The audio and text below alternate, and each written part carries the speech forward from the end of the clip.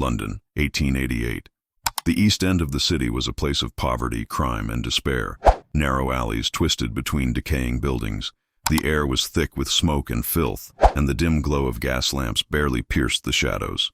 This was Whitechapel, a district plagued by overcrowding, alcoholism, and violence.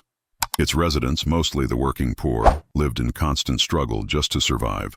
Women often turned to prostitution for a few coins, walking the dangerous streets at night, hoping to earn enough for a bed in a doss house.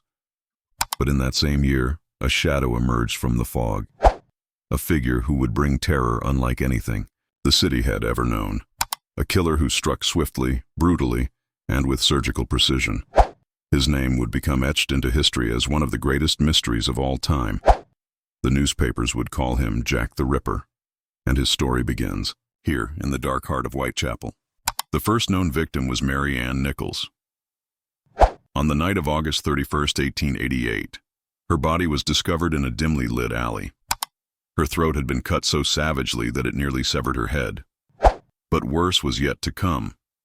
Just over a week later, Annie Chapman was found in a backyard.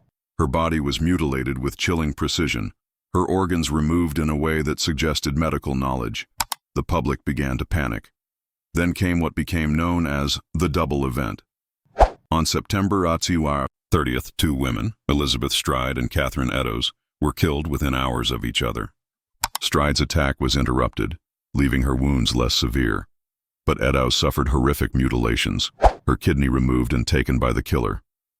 Finally, on November 9th, Mary Jane Kelly was found in her tiny room in Miller's Court.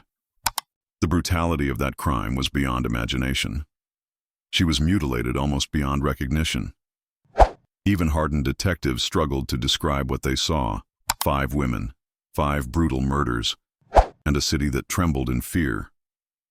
The press quickly realized the story was bigger than anything else in London. Newspapers sold out with every new headline, and it was the press who gave the killer his infamous name, Jack the Ripper.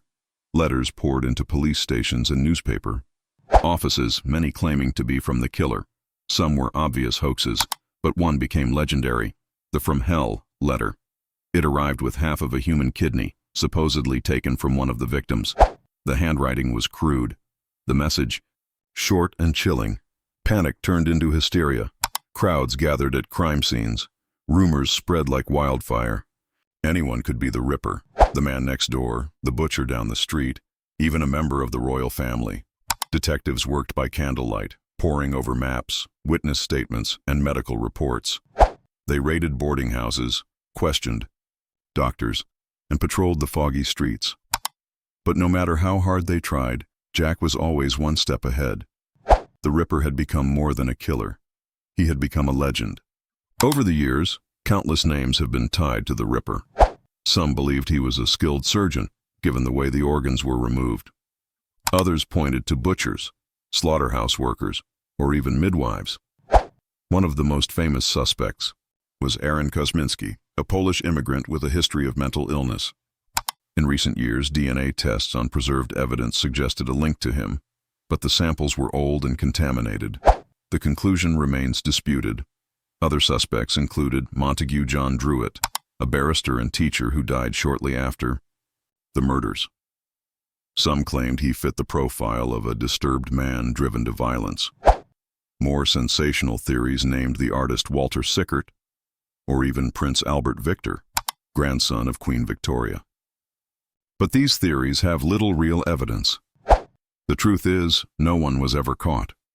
No confession, no trial, no definitive answer. The suspects remain shadows, just like the killer himself, and perhaps that is why the story endures. Because the mystery was never solved. More than 130 years have passed since the Whitechapel murders. The streets of London have changed, but the ghost of Jack the Ripper still lingers. Tourists walk the alleys where the victims once fell. Guided tours retrace his path by lantern light, telling the gruesome details of each crime. Books, films, and documentaries keep his name alive, each offering a new theory, a new possibility. But maybe the true horror is not who Jack was. Maybe it is the fact that he could commit such savagery, in the heart of one of the world's greatest cities and simply vanish into the fog? Was he just a man? A surgeon? A butcher? A madman? Or was he something darker, a symbol of fear itself, a reminder that evil can hide in plain sight? One thing is certain. His name has outlived his life. A legend, a riddle, a mystery without an end. Jack the Ripper.